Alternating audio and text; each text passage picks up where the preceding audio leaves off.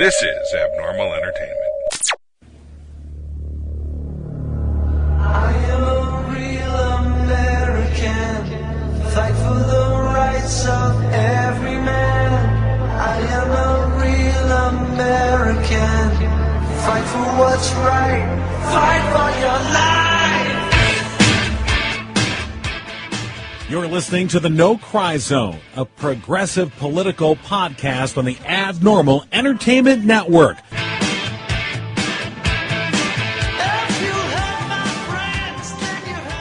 And welcome to the No Cry Zone. As always, here with John R. King, Rob Vidro, and as our producer, Mr. Moyers has told me, I always forget to introduce myself. And I am Leon Rabinowitz. Welcome, Leon. Of the Connecticut Rabinowitz. I really love your yarmulke. It's very nice. Well, you know, I'm a Jack Jew. I've given up the faith. Okay. I know there's Jack Mormons. I didn't know someone. Yeah, I don't know. That's just most. No, it's called most Jews. Hi, I'm most Jew. I'm just in it for the food and the holidays, which is, you know, what I'm like. No, I'm David Hayes. I'm kidding. I'm not Leon Rabinowitz. No. Well, and you better be careful about using the wrong type of ID because, you know, now when you go grocery shopping, you need to have a photo ID. I was wondering when that was going to happen. So, I don't know if you heard our fine leader say that, you know, you need photo IDs because you need them when you go grocery shopping. So but there's no collusion. Collusion's not a crime. Even if there was collusion. CNN sucks. CNN sucks. Okay. I think we just covered the entire Florida. That was the entire week. That was the entire week of Trump. Now we can move on to the primaries, which are coming. Primaries. We'll probably motor back to Trump since he's a lightning rod for douchebaggery. But Whitmer Al-Said. Yeah. Same thing's happening. Do you notice it's the Bernie versus Hillary battle over again? That's what the media is trying to.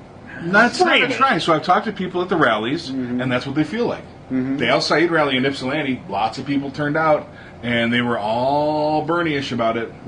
Well, right, because he's supported by Bernie.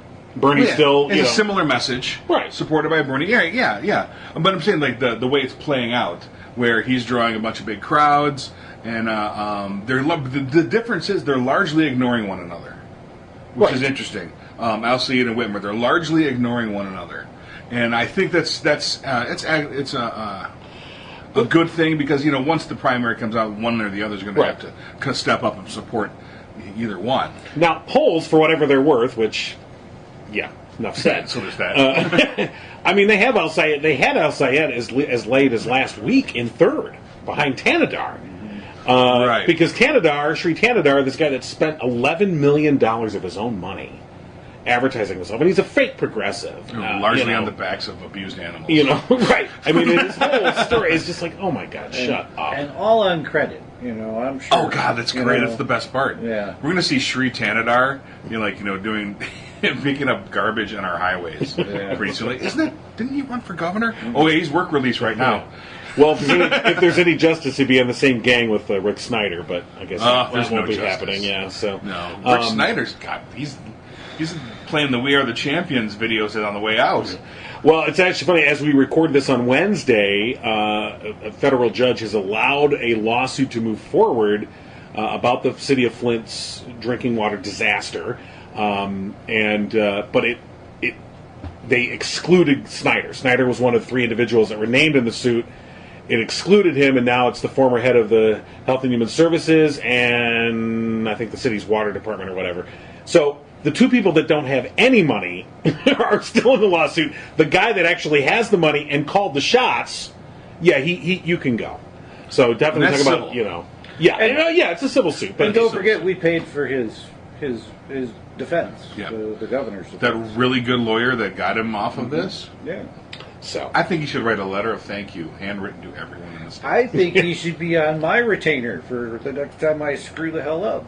I don't think you could ever screw up that bad, though, Rob. I don't think so. You're not an evil human being. I think you do. I think you do have to think of humans as lower than yourself. Some you know humans. what I mean? Just some. Right. It's important that not all. Yeah. The ones that look like me, you're okay. And only some of them. Yeah, and only some of them. Some of them will trick you. They look like me, but then they don't talk like me. I had a live, real human-to-human conversation with someone yesterday that set my teeth on edge, and I didn't want to fight. Okay. I'm not in a fighting mood. This isn't a relative. It is not a relative. Okay. It is a co-acquaintance. Well, I have to work with her, and she is a self-professed member of the 1%. Okay. And was bitching and complaining that people are always telling her that, you know, we should tax the rich more when they should just get up and get jobs. And, I don't need to pay for you. I don't need to be taxed more. I work hard for my money. So, hold on here. I'm sorry. So in the middle of this conversation, I'm like, I can't. This is not Facebook. This is life. And this is a chance to talk to another human being. So I'm like, all right, I shall engage. And so I engaged very nicely. And her big thing was, boo-hoo, too bad for you, suck it up and get a job. And I said, why don't you follow your own advice? And she said, what? Well, you're admittedly part of the ruling class, correct? Well, I wouldn't put it that way. But you said the 1%, correct? Is she a 1%er? She, as far as I'm taking her at her word. She thinks she is. She thinks she is. Well, that's enough. Got it. Right this second. She's married to a very affluent person. Okay, got it. And she works for fun, and I'm doing air quotes, so I'm not even sure how accurate this is. Okay, got it. But she's also way too busy with all the projects and the jobs and the children and things to actually watch the news to see how things affect others. So she just goes by what she sees in her world. Got it. Living in Podunk Town in Michigan. Right. That I'll say later. Not on here, because who knows, she may listen. And if she are, you were wrong. So, I'm talking to her, and I'm like, why don't you just admit that you do the same thing? Like, what do you mean? Like, you are part of the ruling class. And that means that you and your people dictate your taxes. So they will never, ever, ever be something that impacts you. Because you get to decide. And the people complaining, any good leader knows, let the people bitch and make them feel like they're making a difference, and then they kind of go away. So your best plan, instead of telling them they're stupid and lazy, is just to sit back and realize that nothing's ever going to change, and you're going to be okay for the rest of your life because you have to deal with this privilege. And that's fine with you. And it should be fine with you. You are actively calling these people out. And that's how insurrections happen. And that's Permanent Patty and all these other crazy people, and it goes to they really don't have any power to even, affect their husband's decision, let's just say. If you're in that rich and powerful of a family and you're not, next to the CEO every day in the boardroom, you really can't affect even your spouse's, way they live. But you damn well can go into a grocery store and start picking out things that annoy you and start bitching at people, and right. That is your power for the day. I watch that happen in West Bloomfield all the time. The wives go into stores looking to fight and win. If they do not win, they never show up again. If at the end of the fight, whatever it may be, as stupid as it was, you just say, okay, they will come back and give you $10,000 over the next year. That is their mindset of what good service is to them. Is I get to come in and affect my power on you, and you will take it and give me what I want. And that it's a strange dichotomy of people who think they are the 1%, and really they will never ever be in the same club as the people who are really making the decisions. They are just benefactories of right. The same policies work for them as they do the ultra rich, so they group themselves in that same. Well, that's what I was saying before about, is she really part of the 1%? Because people think, I think there's so many people that think they're in the 1%, and I'm like, oh yeah, you're maybe in the 30%. I doubt she is. But that's not the point. The point is she is. Right. And that's where this concept comes from. And so, and then she of course was like, we did really poorly under Obama. Her husband is a optometrist. So we did really poorly under Obama. I'm like, that's really kind of strange because, all the other doctors that I talked to really benefited from the ACA and they got more clients. Well, not us. I'm like, okay, now we're kind of just making things up, I think, at this point, to try and, generate this thing. Or their clientele weren't people that would be affected by ACA. True. You know? Yeah. So, but in a certain sense, it's like, well, you're above it. So if it didn't help me, regardless of whether it helped everyone else Right. and the country and the community in which I reside, I don't give a shit about that. And that's exactly what she said. Right. And making money is my hobby, and that's what I do. And I want my money. Everyone else be damned. And that's kind of the issue. So are you going to pay for the sidewalks and the police personally that protect you? Because that's all socialism. Right. That's all. This is a collective, and that's how it works. And she got adequately flummoxed with it. Went to the gun thing because they're big gun nuts hunting. She says, "I love to, eat things that I kill myself." That's great. I'm just now we've gone off the rails here, and I hunt in a grocery store, but I'm familiar with guns. I've got NRA medals. Guns are fine. Are they a way of life for some people living out in the boonies? I guess. And if you have that kind of wealth, why do you need to kill other things? Right. Is it the last power you have over Yeah, it's something? a power thing. Yeah. Oh, it's a power thing. So, and so I'm just God. I'm having this conversation. I'm stuck with her all day. So I'm absolutely stuck with this person, and it was Do I know this person? I don't. I doubt it. Oh, okay. Just curious. I doubt it. I'll ask later. Yeah, we'll talk later. And it was awkwardly silent because the person that we're working with, he comes in, and he is farther left than me, and he rescue spiders from his drain and put it outside after feeding it. After feeding it. Well, have a good day. And I didn't even want to tell him because he's from Boulder, and he would just flip. You're with a murderer. I know. So yeah, it was so interesting, and she wasn't a professed Trumper. No. Right. But she said, I'm doing much better now, on our boat selling business. I'm like, okay, so there's a boat selling business too. Under Obama, no one was buying, and then 18 months ago, the switch flipped, and everyone started buying. So I'm like, okay, so what you're telling me is they had the money already, and they just waited till they were comfortable? Well, I mean, even 18 months ago, the whole, again, this notion of somehow the economy flipped immediately upon his assuming the office is ridiculous. And that's what I mean, asked. yeah. And she said, well, confidence went up. It's like confidence went up when the black guy left. Well, don't go there. That is exactly what happened. It's a fact. The black guy left, and you said confidence went up. It's not a false causality. I'm not into that sort of thing. I'm kind of, a scientist in mental sciences, which some people don't think are real. But hey, whatever. You're the mentalist. Mental? I loved your show. I wish I was the mentalist. But you got to remember, in a boat selling business, especially with that tax cut, let's say they are 1%. That's $100 million. Right. I'll just put a round number on it. It takes $100 million to get into the 1%. Really, let's just say she really is.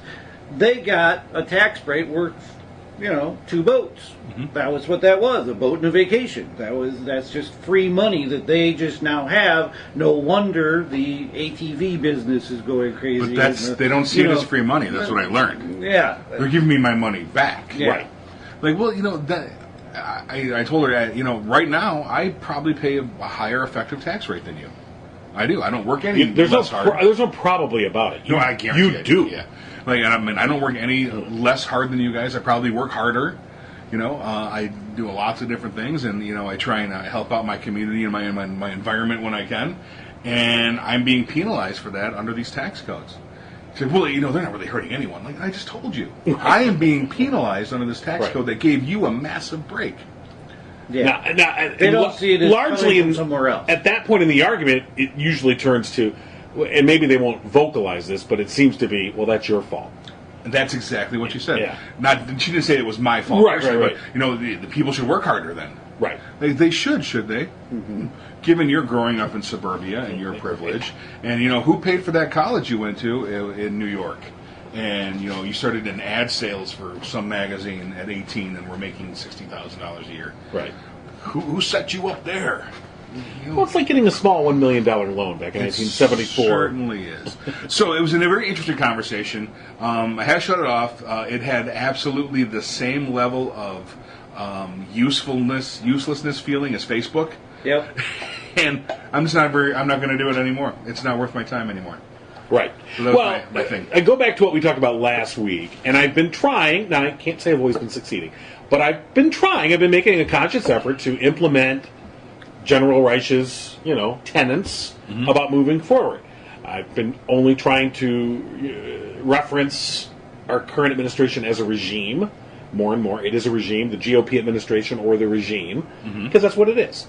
And I've been Religious Liberty Strike Force. And Pompeo even coined that. Just Yes. not you're not even right. calling it something that they don't call it. exactly. So, but more along the lines of trying to emphasize more positive things that have nothing to do with it or him. Right. And the one thing that I guess that I saw, that we didn't really talk about it a lot, but was the one thing that he said, which was support the arts. Yes. And I thought, and the more I've been thinking about that this week, I've been thinking about because every week, let's face it, every fucking week there's something. Every day. Literally every day. Every news cycle, there's something to drive you absolutely fucking up the wall. And so it's like a part of you. Let's face it. I know you want to strike back. What can I want to strike back. I want to fight. Not really fight. I'm not really going to get a gun or do anything like that. But that's where we differ. Yeah. Well, just right now. But what can we do right now to fight back? And I'm like, supporting the arts is like an immediate fuck you. Exactly. It is a fuck you because they're never going to support the arts.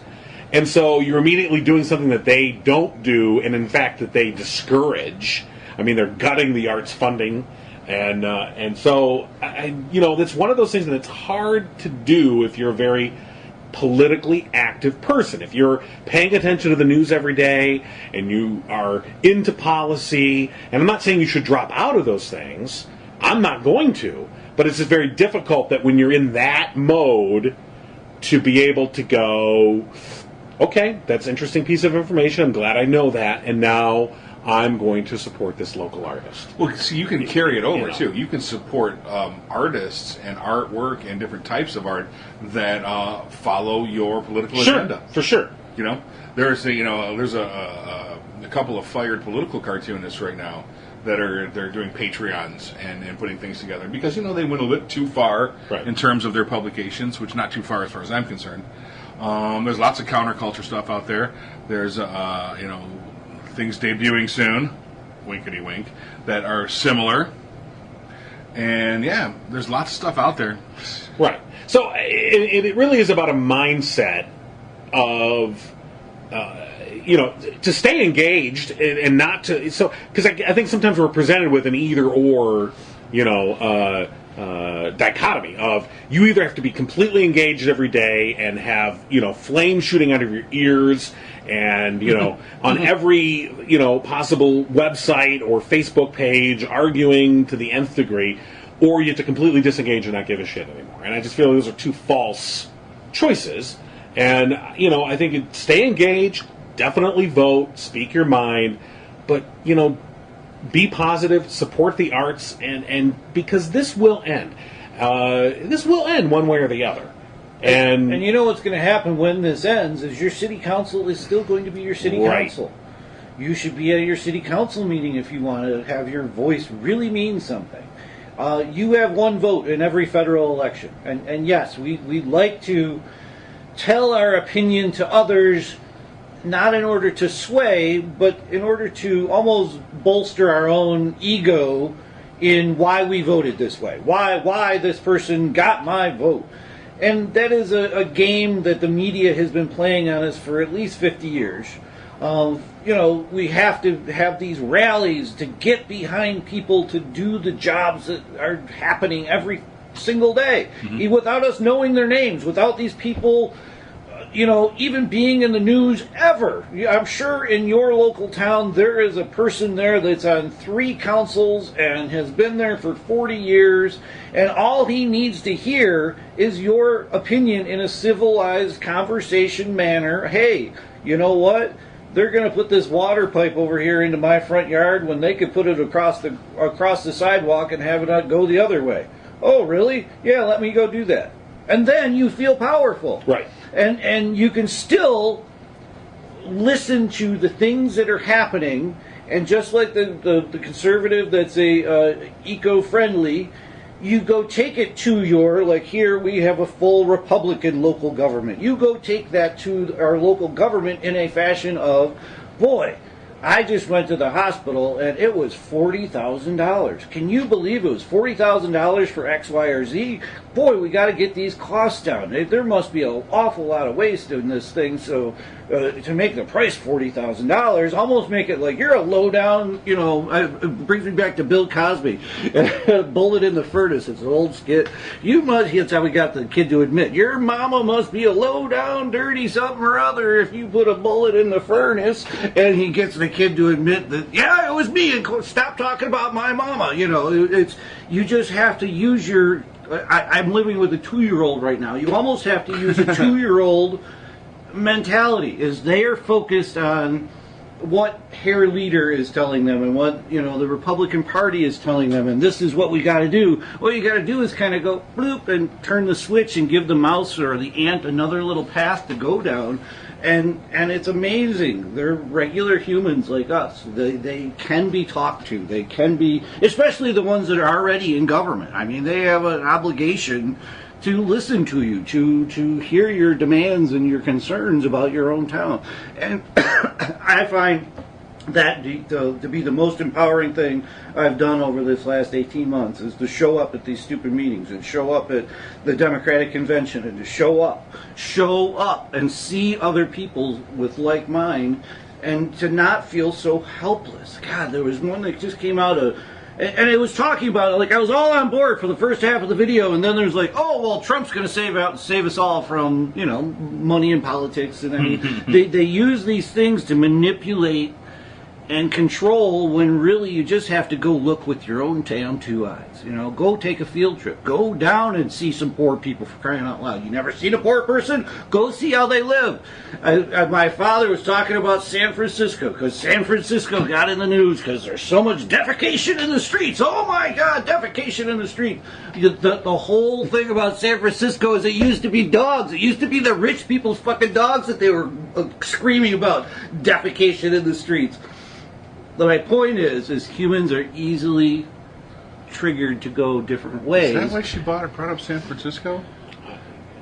Yesterday, in this conversation. So I just want to get this clear. So you're saying people are shitting in the streets in San Francisco? Because there's so many homeless people in San Francisco, okay. And the mayor's out, and she's pleading with them, And here's these people with, you're on the Rice-A-Roni commercial street, and you spent $500,000 on your 800 square foot townhouse, and there's some homeless guy in your alley every morning.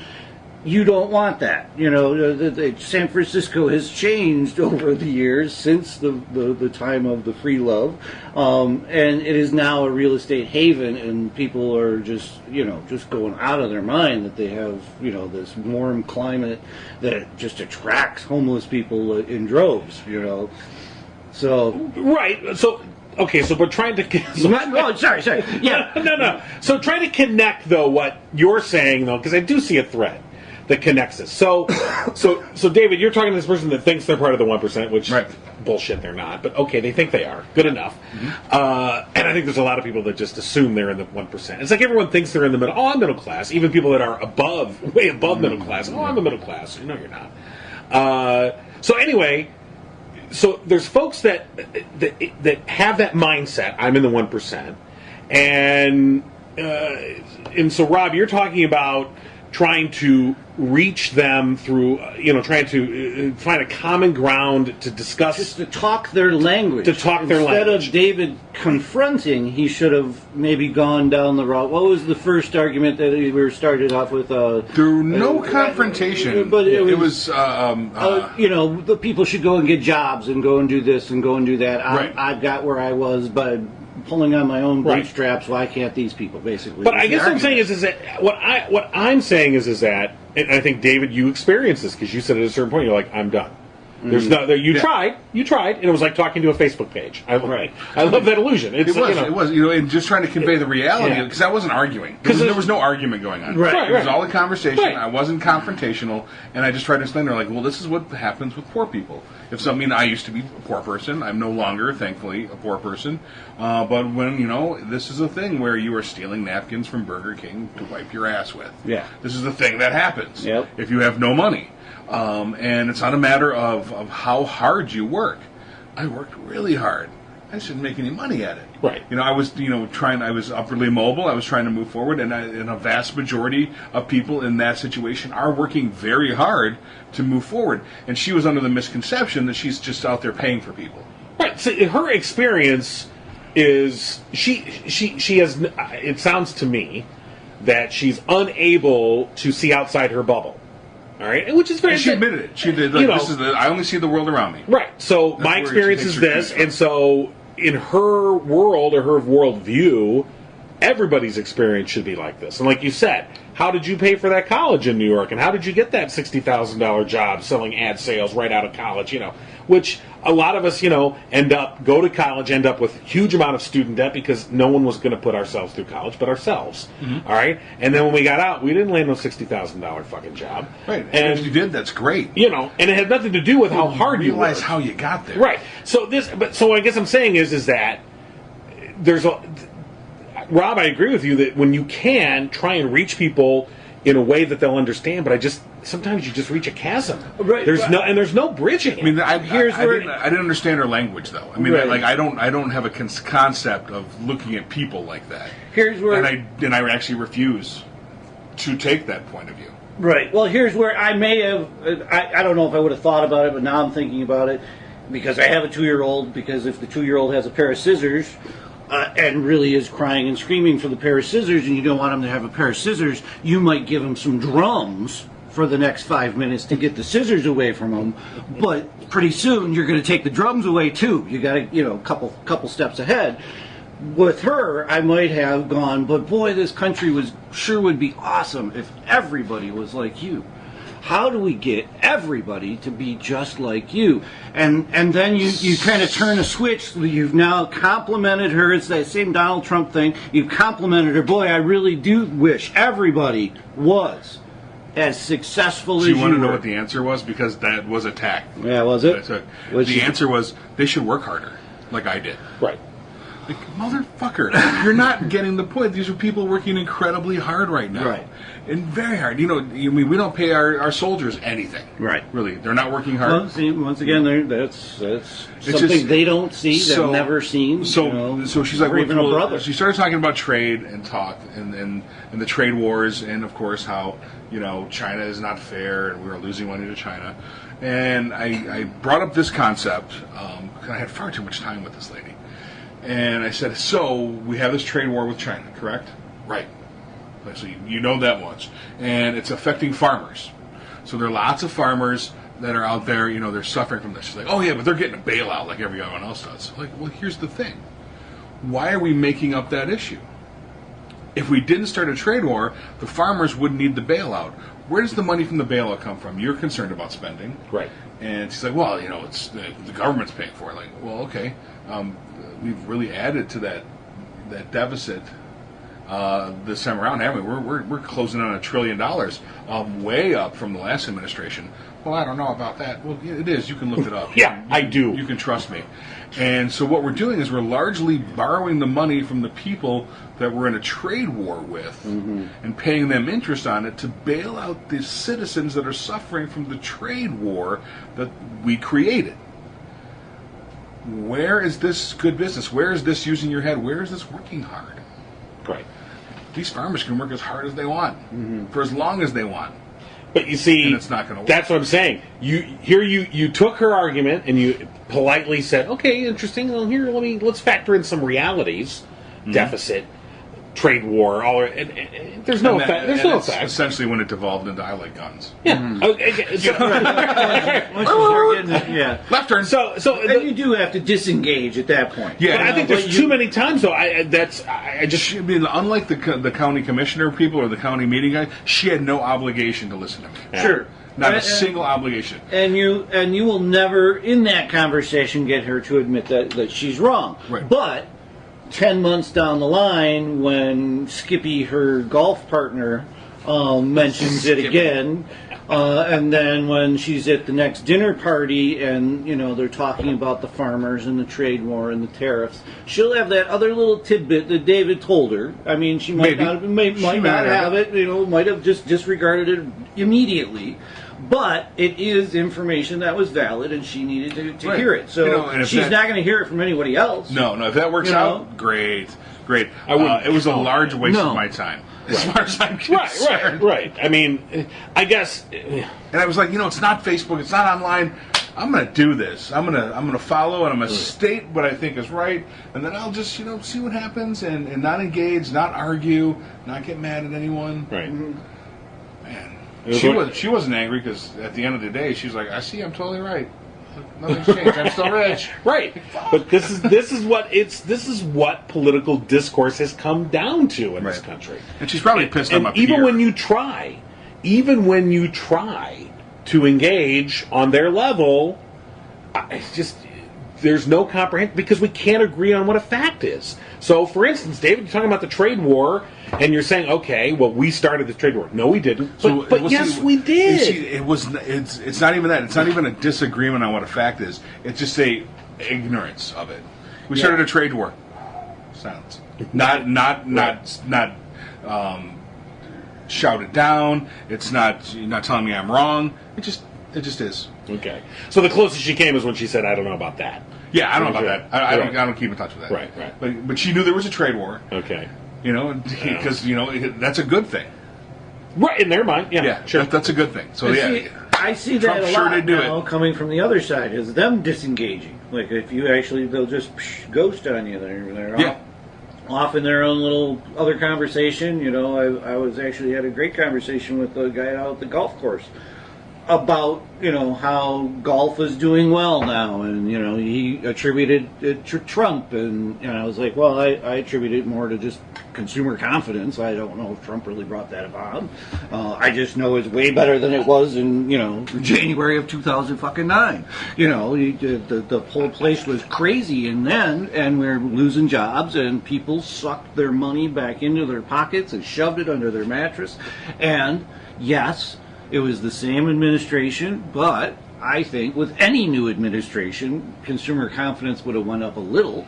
I think no matter who the next person was, consumer confidence was going to go up because their mattresses were getting full. Well, They don't want to sit on cash. They want it to be making more money for them. You also have a year and a half of policies from the past administration. Absolutely, rolling in every time. In a steady, Right. rise, and Yes, they're sir. claiming the GDP, which it drives me insane about the GDP.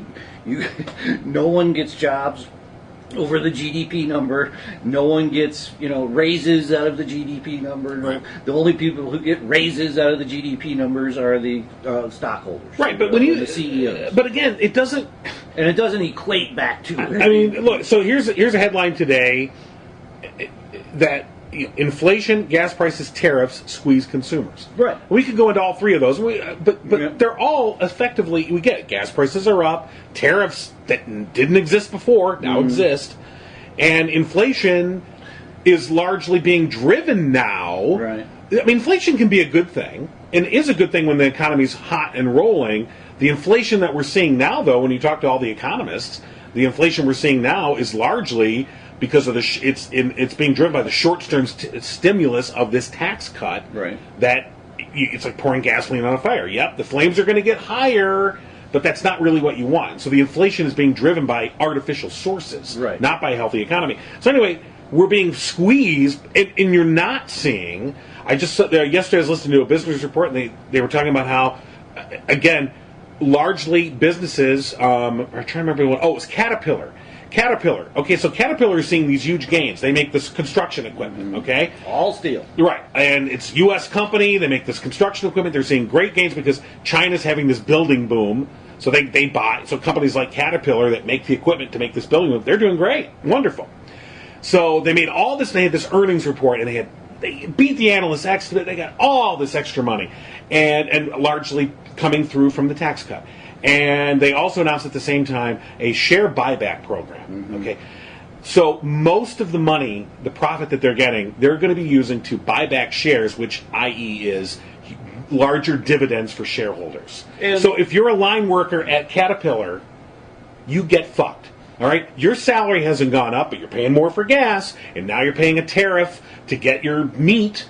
Or whatever is you want your Harley. Well, that's going to cost you more money now. Your salary didn't go up because it's exactly what everyone said was going to happen. That money is just going back to the corporations and the shareholders.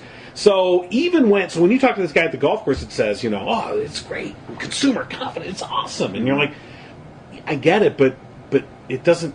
That doesn't jibe with the reality, right? But they don't want to hear the reality, and they want to live in a false world. And they always forget about the actual numbers of what they're talking about. The 1%. The 1% can't spend enough money to sustain an economy. They can't do it. I don't care how much money they run around and spend. It will not sustain what the rest of us put into this. And, people talk about this number of being 4. Obama hit like 4.9. He was over right. four different quarters throughout his thing. It does not matter. Nope. What matters is how much the masses, everybody is out there spending, not just what the boat guy is getting, or the golf course is getting, or the ATV guy. He says the same thing. ATVs are going great. Well, yeah, everybody got a little bonus in their fucking payday if you were making over $1 million. So yeah, those $1 million people are running around buying stuff, but it won't make up for what we all can buy. But people under $1 million got a bonus too. I mean, look, you're getting more money back in your paycheck, but it's pennies compared to what they're making. And here's the difference: in 3 years, that'll all go away. Right. For us, not for the rich ones. Right. For the 1%, those are permanent tax cuts. They get a permanent fucking cut. For the rest of us, goobers, the general us goobers, who were like, "Yay, tax cuts!" and everyone said, "Okay, you realize that you're going to get very little, and it's going to the tax cut will go away for you in 3-4 years." I don't care. I just want my money now. I mean, they've done behavioral studies through the decades where you say to someone, "I'll give you a quarter now, or you can wait an hour and I'll give you 50 cents," and they just go, "I'll take my quarter now." You just go, "Okay, but you just wait an hour and you get 50 cents. I want my quarter now." Okay. I mean, human nature is, I want my quarter now. I don't care that I could get 50 cents in an hour, and I don't have to do anything but wait an hour. Nope. I want my quarter now.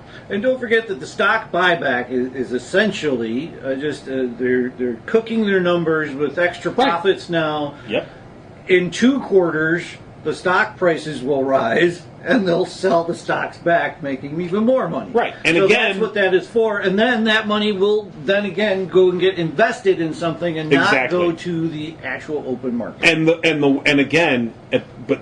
My point was, the line worker at Caterpillar gets shit. Yeah, not shit. He doesn't get it. He doesn't see that benefit. He's not seeing it. I've been going to Myers looking for the evidence of the tariffs. I've been, looking at prices. Is bread going up? Is milk going up? It's been pretty stable. I mean, the food prices have been stable.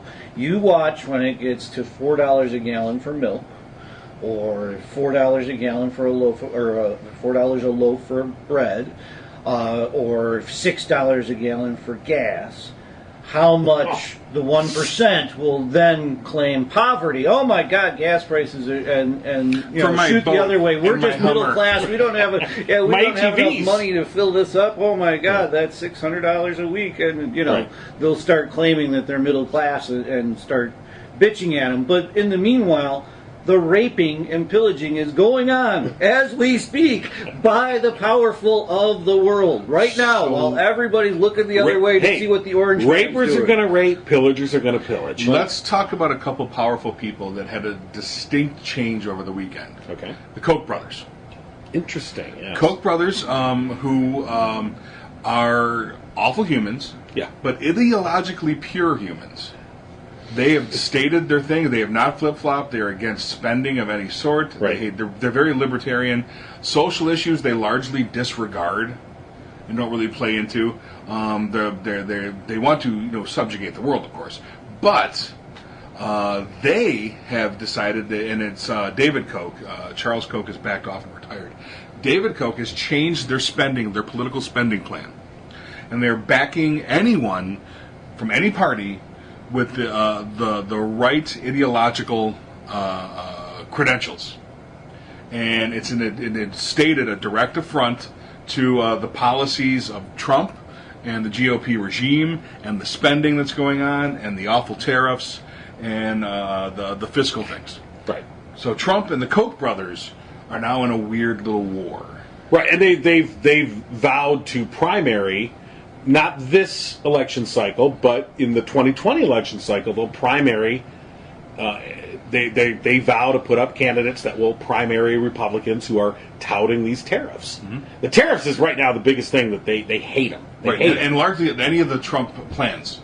The economic plans, and also the things that are there, because the Koch brothers fear, much like LBJ was afraid of, the church being involved in the government as well. Yeah. And the Koch brothers aren't into that.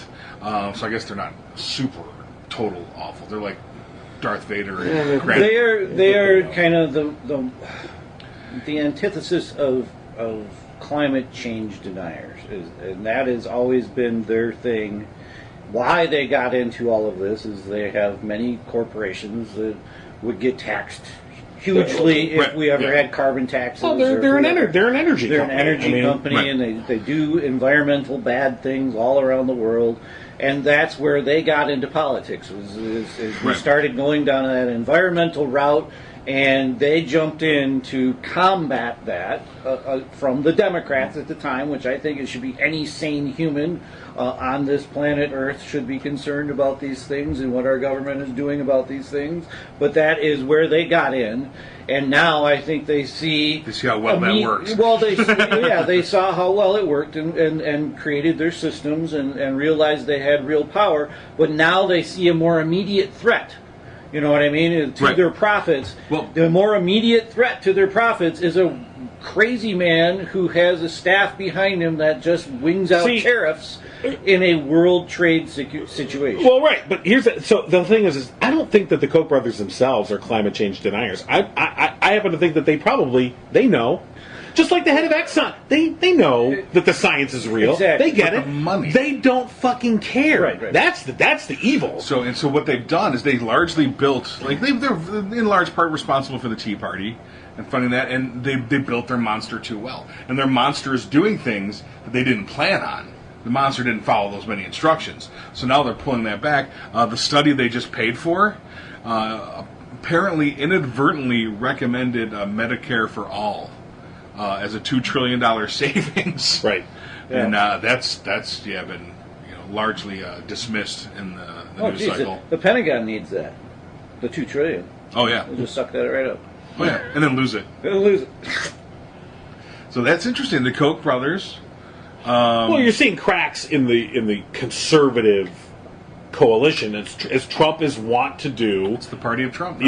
Because he's right, exactly. Because he's made the Republican Party the Trump Party, and because he is a blithering fucking idiot. He doesn't understand. I mean, I just think he doesn't understand. The whole thing about tariffs is because he clearly doesn't understand how the global economy works, and he doesn't care to understand either. He thinks he knows. It's not that he doesn't know. He thinks he knows, and he's not going to budge off how he thinks it works. Mm-hmm. So this is how it works. So he does these screwy things that are completely at odds with a lot of the other things that he does. And you go, why would you do this? Because I don't think he even understands. But he doesn't care. That's the whole point of this cult of personality is you can have one day, and the Koch brothers, I guess, sort of stand apart from this. Because if Dear Leader says one day that tariffs are good, if tomorrow he came out and said, tariffs are bad, we need to join TPP. We need to strengthen with the European Union. Those diehards would be like, "Yep, that's it. We got to do it." Yep, you got it. If he came out tomorrow and said CNN is really that's the best network, they'd be like, "Yep, CNN. Yep, love it." I mean, that hardcore group, they're going to do whatever he says. And so these are the cracks that are forming because there's some people that just they can't do it. They can't. And the Koch brothers or something, and then there's the never Trumpers that we've talked about in the past. They're like, I can't do it.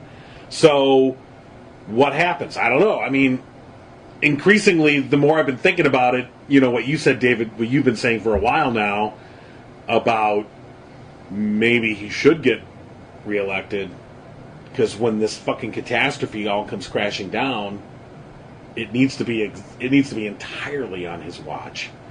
And so I'm left in the position to go, so I'm sort of rooting for a depression either now or in 2021. So here's the thing. It's already coming. Yeah. Depression's coming. I agree. It's coming. A great recession or even a bigger recession. Is coming one way or the other. It's on route, and I guess, forewarned is forearmed. Because I have no faith in the American electorate to get it. So in other words, let's put it this way. If the Democrats win this, let's say there's a blue wave, and the Democrats take the House and the Senate. Woo! Okay, yeah, and they take office in January of 2019. And all right, we're going to... And then let's say in March, the economy all just implodes. Those damn Democrats. It'll be the fucking Democrats' fault. It's all their fault. And Trump will ride that to victory. No matter what, I don't think that happens in 2021. They're doing it. They're doing it now. Whoever's there, it's going to happen. I think you're going to have that from any administration, especially with the switch of power from Republican to Democrat. We did it to the Republicans. They're loyal to us. That is the craziness about all of this because people talk about the Democrats and one thing you were talking about Obama and we did question him. We questioned him on TPP. There was questioning going on. People were reading what was going through those things, and we did question the antics and the ideology of what Obama was doing because it was foreign. You don't see that from the other side. Mm-hmm. Anything that he says goes. So here's my question I'm getting to in a slow manner. Where do you think it's best for the Democrats to be? Is it the progressive candidate or is it the middle of the road candidate to attract the votes that we didn't get last time because of we had no middle ground? It was only one or the other to try and bring this country back on a course. I keep saying that when you govern from the middle, you govern for longevity. If you govern from your extremes, it's just going to switch back and forth. I think it's a moot point. Because we are at one extreme right now, and this extreme has power. Mm-hmm. And it doesn't matter if you're way left or kind of left or the middle left. You're going to be demonized the same way from the extreme right. So it's all how do you bring a country together? Tragedy. Yeah. Tragedy is how you bring things together, and that's the giant reset button. That's a shame. It's a total shame. I wish it wouldn't happen that way, but that's what humans do. Mm-hmm. We didn't coalesce until we didn't get on the same page until the Japanese bombed Pearl Harbor. See, we didn't get on the same page until a couple of planes flew into the Twin Towers. But even then, okay, so we got on the same page, and what ended up happening after 9/11 was, we were on the same page until the party in power decided to use it for their right, which they did, and then we all split. Now, what do we always say? This doesn't really affect people until it affects people. Right. And a depression or a bigger recession will affect everyone. Mm-hmm. And who's holding the bag? Yeah. See, last week, me. Sounds like a teenage girl. last week, to answer your question, Rob, should we be going for the progressive? Mm-hmm. So let's look at the Michigan Democratic. Should we be going for El Sayed, who's a perfectly fine candidate? We've talked about him. I mean, everything I've heard from the guy, I'm like, I like this guy. And eminently qualified. And eminently qualified. Good point. Same with Whitmer. I like her. Eminently qualified. The difference being this, Whitmer represents more, like you said, more of the moderate center experienced, and he represents a more progressive, energetic, wing. And so which way do you go? Last week, me would have said... Did say. Shut up. Would have said, did say, Whitmer, automatically. And now I'm like, I still think... And it wasn't even Whitmer in person. It would have just been... My answer would have been, whoever can win the election. I don't even give a shit anymore. Whoever can win. Right. I don't give a shit. Whoever's going to win in November, that's the person we need to support. So I was withholding my support for El Sayed because I'm not sure he can win the general election in Michigan. I still don't think he can. But the more you start factoring in the notion of maybe we just let the Republicans keep at it, because you're right. I mean, if I feel deep down, and I do, that there's an economic reckoning coming, one form or another. They do need to be holding the bag, the entire bag. If we're even touching one thread on the bag, bled into me. I don't think that matters. If we're touching one thread on the bag, it's our fault. Yeah, and I think it's our fault whether they have the bag entirely over their heads and eating out of the bottom of it. That's the truth of the matter. Is their propaganda is better, and no matter what happens, they will blame any problems on liberals. They will, but here's the thing. Let's look at an example, the end of Bush, when Cheney fucked up and the housing bubble burst before they got out of office. No matter, everyone tried to pin that on Obama. Only the hardcore people believed it. Everyone else was like, God, fucking Bush and Cheney, they screwed us. And that was the sentiment through. That was the one saving grace that allowed Obama to actually start off his administration with at least a modicum of success. The bank bailout specifically. Yeah. Which, it's funny how people still try and blame that on Obama. You go, oh, no. And then they look it up, and they're right. And then they blame Clinton. Right. Well, yeah. Yeah, they blame Clinton. Oh, that was the rules of Clinton. And that was just letting them get all houses. Right. And that's a small minority. Yeah. Even conservatives know Bush fucked up. But they're mad at Bush. They're not mad at Bush because he allowed the Wild West housing market. No, that he didn't. The timing was so wrong. That's what they're messed well, up. and then he bailed out the banks. Yeah. Because that populist wing of the Republican Party. So again, Bush rode to power and maintained power by the populist method. I'm a decider. I decide from the gut. I'm a people guy. Yeah. That whole bullshit about, well, I can have a drink with George W. Bush. Yeah, okay, that's great. He won't let you. Right. But I'm looking for a president. You're looking for a drinking buddy. That's nice. Maybe we should be looking for drinking buddies. And Trump doesn't drink. So what does that tell you? It says us so much. Because he's making everyone else fucking drink more. So the thing is that populist element of the Republicans abhorred the bank bailout. Mm-hmm. The Wall Street wing of Republicans, the ones that actually pull the strings, the ones that actually make the policy, they were like, yeah, make it happen. I mean, Hank Paulson, was that his name? Mm-hmm, Hank. Yeah. Was treasurer. I mean, as they all are, he is, of course, a Goldman Sachs guy. They're all Goldman Sachs guys. Still are. They're always Goldman Sachs guys. Well, that goes back to your, facade of our banking industry is we keep cutting regulators to let them have free reign and go make more money and get more GDP. We're going to hit a wall sooner or later, and they won't have enough money to bail out the crazy business that those motherfuckers have been doing. Well, right, too big to fail, and, at the time I said it, and I still maintain it now, is like, no, they should fail. I'm sorry, AIG should have gone under. It should not have been rescued. Yeah. You should not be too big to fail. That's bullshit.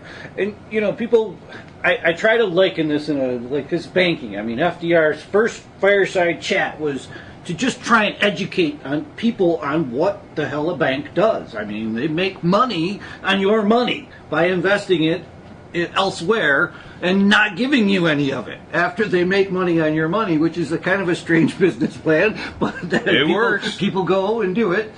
But the whole thing about all of the bankers is that they are, I kind of liken it to playing poker. Everybody knows how to play poker. You got 5 cards. Then there's always that crazy guy who comes in and he wants to have jokers wild and put in a couple more cards. And then another guy comes in and he wants to have the black queens only. And then pretty soon you got 15 freaking wild cards in your hand, and everybody's got a royal flush, and nobody can win.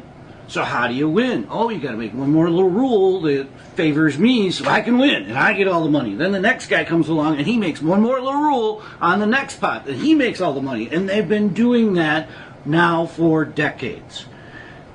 We need bank controllers as much as we need soldiers.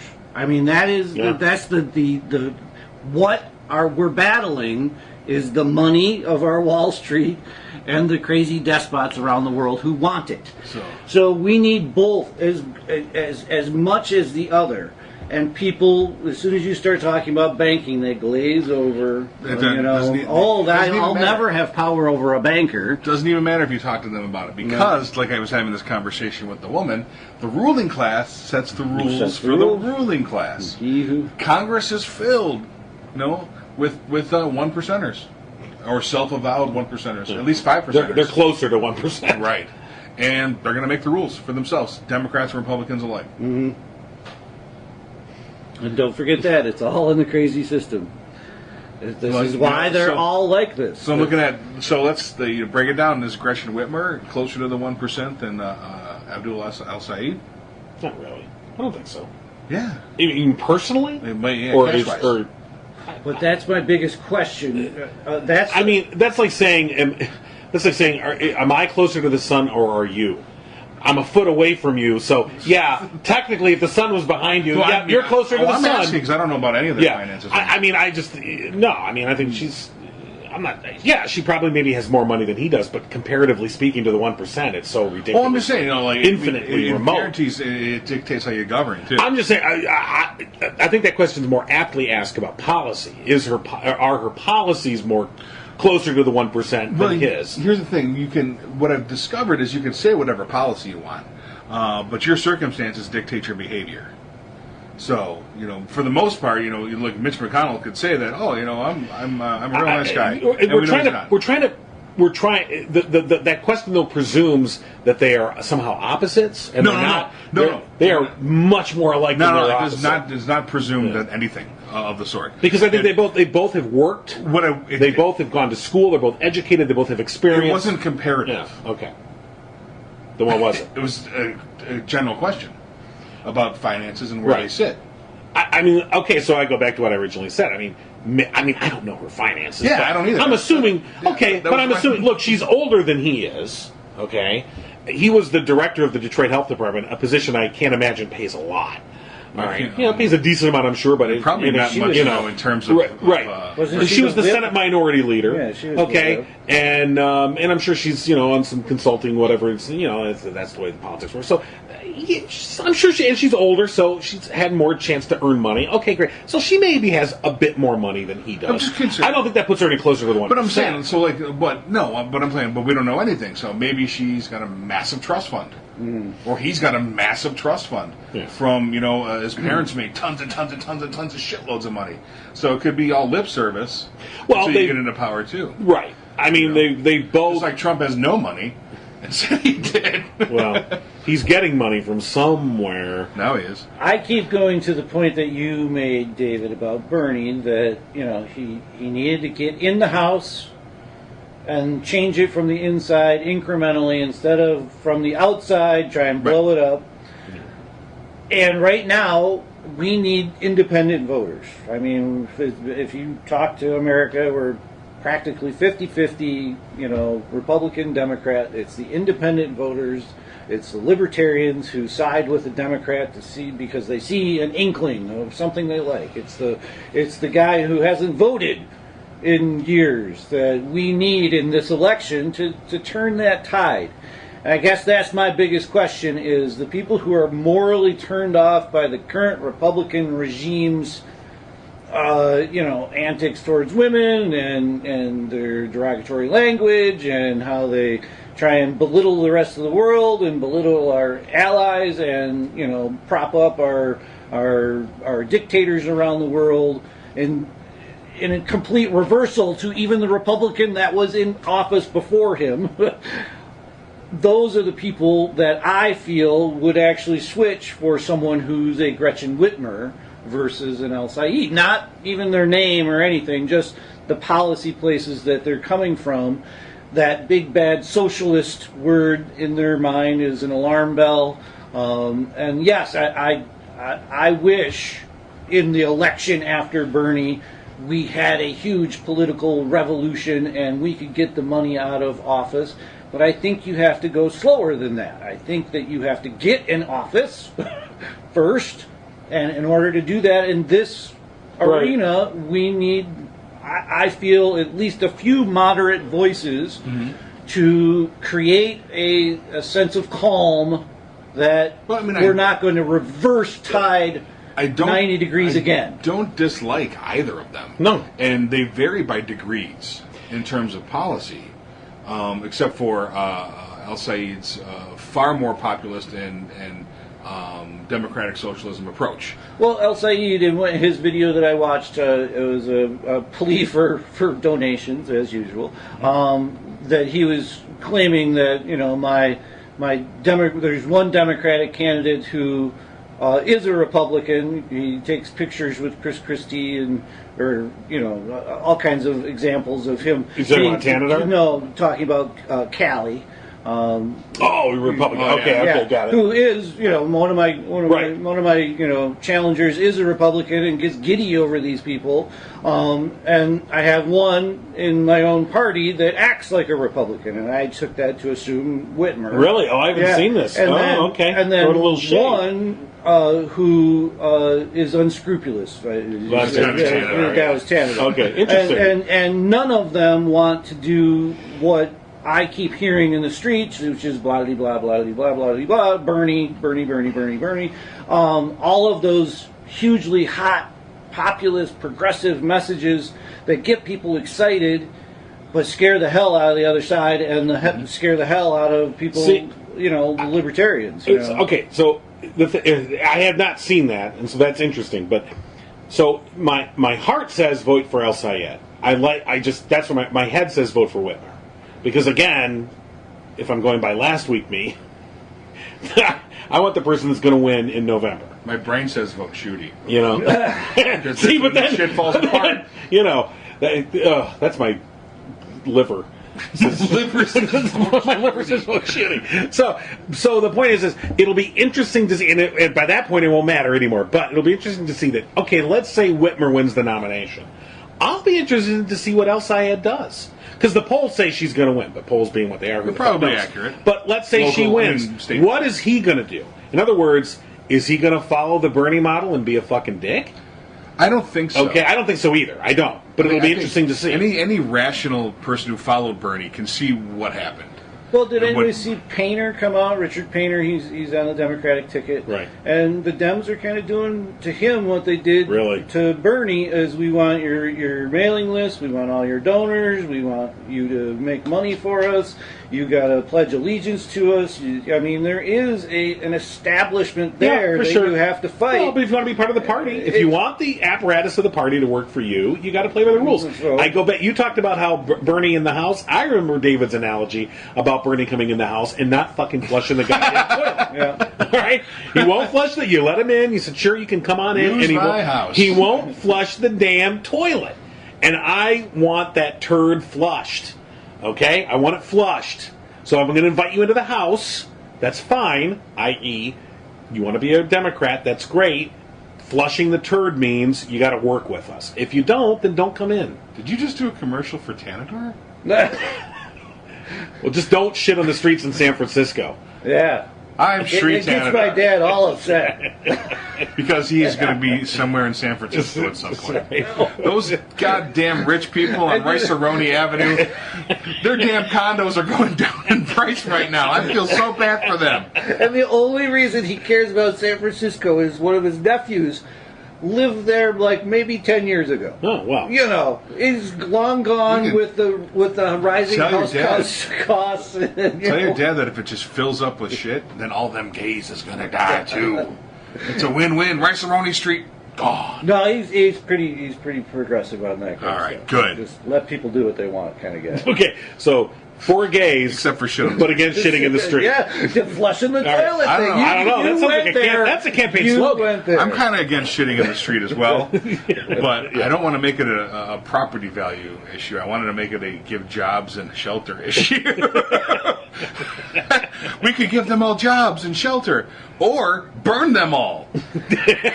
Either way, my property value Right. goes up. Hey, whatever, as long as they're not shitting in the streets, right? And this was my argument back was, couldn't you put up a couple of porta johns? Wouldn't that be a lot cheaper than sending out the sanitation crews and This is the just the steam big- cleaners and the guys in suits? Because it's like the Caddyshack pool scene. The Baby Ruth. The Baby Ruth. This is just That's what happens. Once every 2 weeks to go out because the rich people are going crazy. The porta potties are probably like Oh my God. $40 How a did we month. And you could just have them. A This is the porta-potty biggest there. game of ding dong ditch ever. Porta potties. That's John Arkin for Sri Tanador. This song is called Baby Don't You Cry.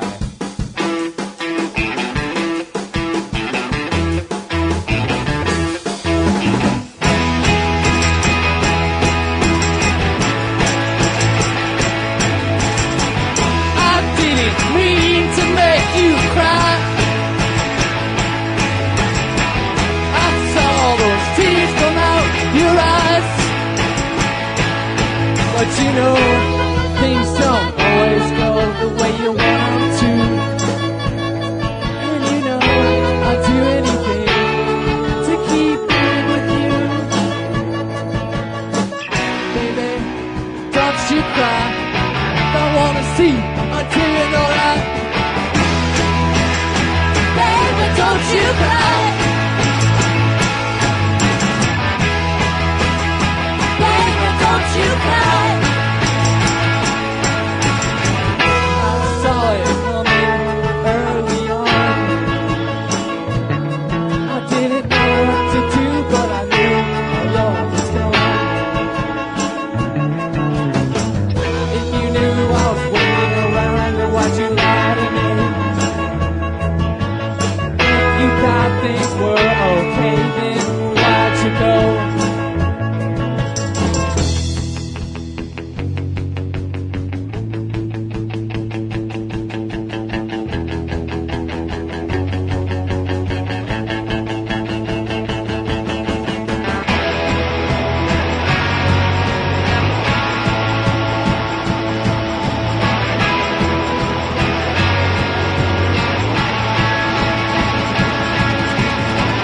I didn't mean to make you cry.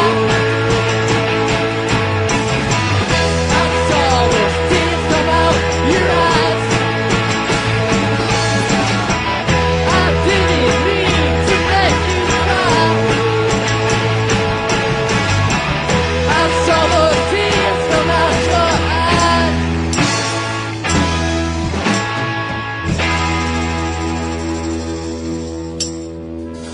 Find more episodes of The No Cry Zone at thenocryzone.com. Tweet Rob, John, and Dave at No Cry Zone. And find The No Cry Zone on Facebook. Listen to every Abnormal Entertainment show on Google Play, Apple Podcasts, our YouTube channel, or anywhere you find your favorite podcasts. And don't forget to visit abnormalentertainment.com. You've been listening to the Abnormal Entertainment Network.